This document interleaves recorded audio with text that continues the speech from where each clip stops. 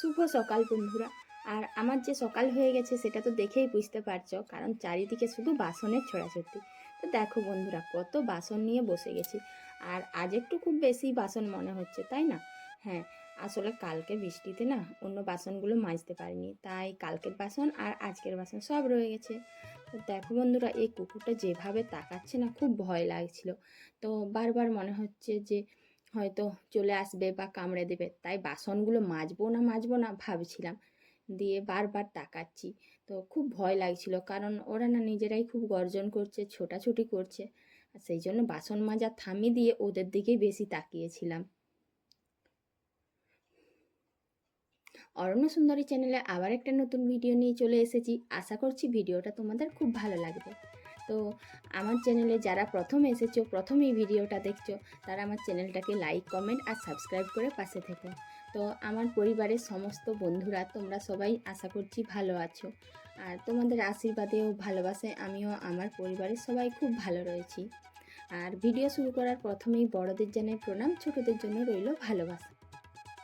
আজকের আবহাওয়াটাও না খুব ভালো না, কারণ সারা দিন বৃষ্টি হচ্ছে।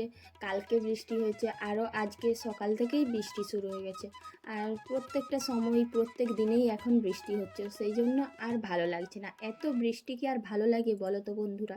তো চারিদিকে এই যে এত বৃষ্টি হচ্ছে, বন্যা হচ্ছে, সাধারণ মানুষদের কত কষ্ট হচ্ছে বলো না।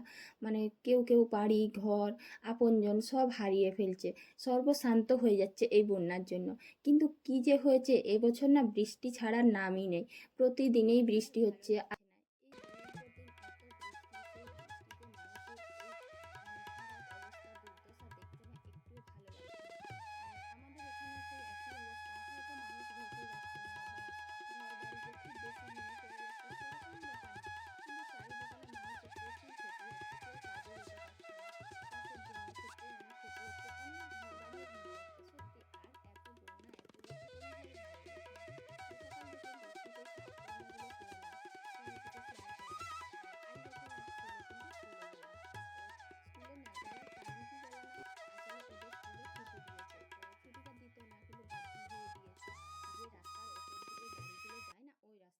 অনেক জল যাচ্ছে, তাই গাড়িগুলো অন্য রাস্তা হয়ে যায়। কিন্তু আবার দেখা যাচ্ছে যে অন্য রাস্তা হয়ে যাচ্ছে, সেই রাস্তাতেও প্রচুর বিপদ।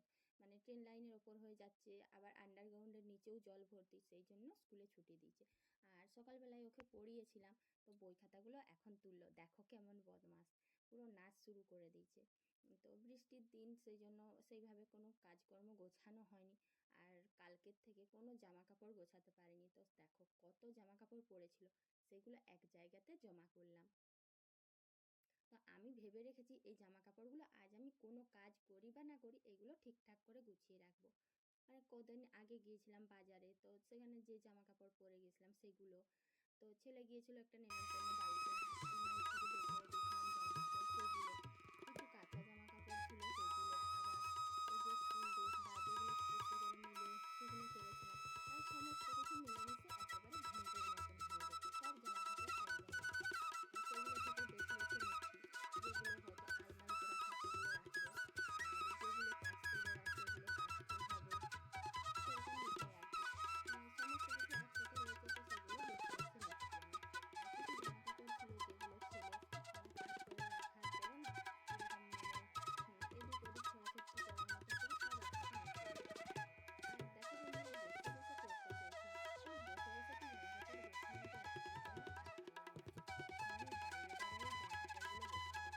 গোছাবো। আর মেয়েদের এটা হয়, এই রোদ হয়ে আসার পর থেকে না কোনো কাজই করতে ইচ্ছা হয় না। আর সেটার ক্ষেত্রে আমিও তাই, আমি কোনো ব্যতিক্রম নই। জামা কাপড়গুলো বেছে গোছাতে গোছাতে কিছু জামা কাপড় পরলাম, সেগুলো কেচে নিতে হবে। স্কুল ড্রেসটা, যেহেতু স্কুল যাইনি, স্কুল ড্রেসটাও কেচে নিতে হবে। আর দু চারটে জামা কাপড় ছিল, সেগুলো ভালো করে গুছিয়ে নিচ্ছি। গোছাতে যেয়ে তোমাদের দাদা ভাইয়ের 6টা গেঞ্জি পেয়েছি। তো দেখো বন্ধুরা, এক এক জায়গায় যদি এরকম জমা করে রাখে এত গেঞ্জি, তাহলে পরবার সময় কিভাবে পাবে? সেই জন্য কিছু কিছু সময় এমন হয় যে জামা কাপড় গেঞ্জি পরবার সময় গেঞ্জি গেঞ্জি করতে থাকবে, কোথাও গেঞ্জি খুঁজে পাওয়া যায় না। তো এই যে এরকম এক জায়গায় এত জমা থাকে, আর এগুলো খেয়াল না রাখলে না সত্যি কিছু কিছু সময় একেবারেই শূন্য হয়ে যায়, মনে হয় কোনো গেঞ্জি নেই, সব হয়তো শেষ বা সব ছিঁড়ে গেছে। তো আমি সব জামা কাপড়গুলো গুছিয়ে নিচ্ছি, আর তোমরা আমার সঙ্গে থাকো, ভিডিওটা দেখতে থাকো।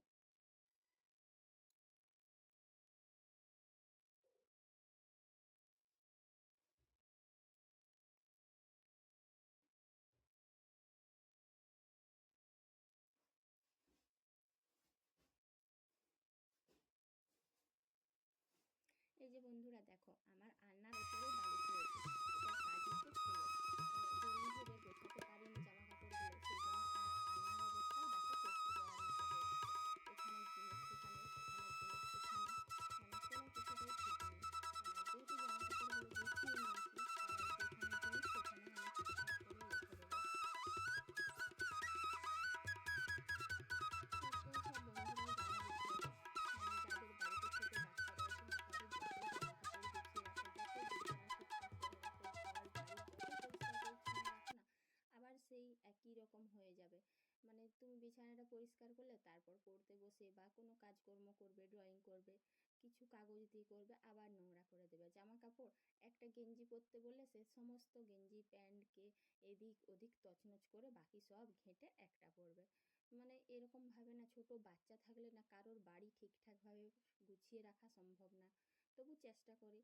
তো আমার পক্ষেও তাই হয়, তো সব সময় হয়তো গুছিয়ে রাখার চেষ্টা করি, কিন্তু একেবারে সব সময় হয়তো হয়ে ওঠে না। কিছু কিছু সময় করে নিই, প্রত্যেক দিনেই করি কিন্তু আবার হয়ে যায়। তো এটাই হচ্ছে আমাদের রুটিন। যাদের বাড়িতে বাচ্চা ছেলে আছে তাদের তো সব সময় যে সুন্দর টিপটাপ পরিপাটি করে ঘর দুয়ার রাখবো, এটা হয়ে ওঠে না।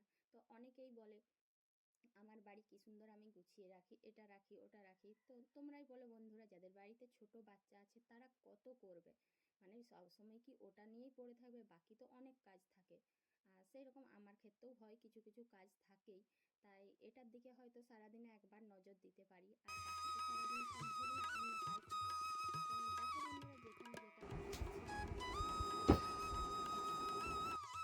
আর এই যে জামা কাপড়গুলো দেখছো না, এটা কিন্তু আমি টেলার্সে দেবো সেলাই করতে। তো কি অদ্ভুত লাগছে বলো?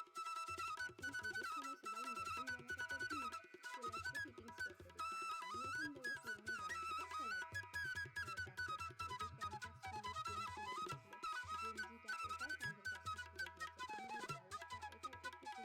তো কি করবো বন্ধুরা বলো, কিছু কিছু জিনিস তো সেলাই করতেই হবে, যেহেতু ব্যবহারের যোগ্য রয়েছে, তাই ওগুলো আর ফেলে দেবো না। কতগুলো রয়েছে দেখো, টেলার্সে গেলে না আমার থেকে হয়তো কীরকমভাবে তাকিয়ে থাকবে যে এখন সবাই নতুন জিনিস দিচ্ছে আর আমি পুরোনো জিনিস সেলাই করতে দিচ্ছি। তো কী করবো, করতে তো হবেই। আর ছাদের উপরে দেখো বন্ধুরা, এইগুলো পেয়েছি কাচার জন্য। তো যত জল ঝড় বৃষ্টি হোক না কেন, এগুলো কিন্তু